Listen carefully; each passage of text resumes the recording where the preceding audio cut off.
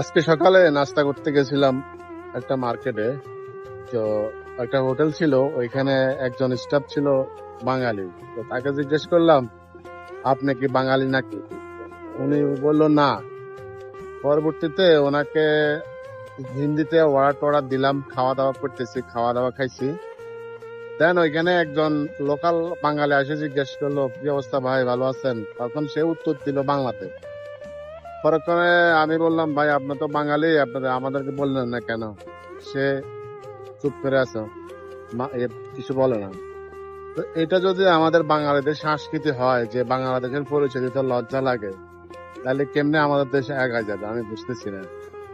ভাই আপনি যে কাজ করেন নাই কেন, আপনি তো দিন শেষে বাঙালি, আমিও বাঙালি, তাহলে আমি আপনাকে জিজ্ঞেস করলাম এজ এ বাঙালি হিসেবে, তাহলে আপনি আমাকে বাঙালি হিসেবে পরিচয়টা দিতে কেন লজ্জা পাইতেছেন?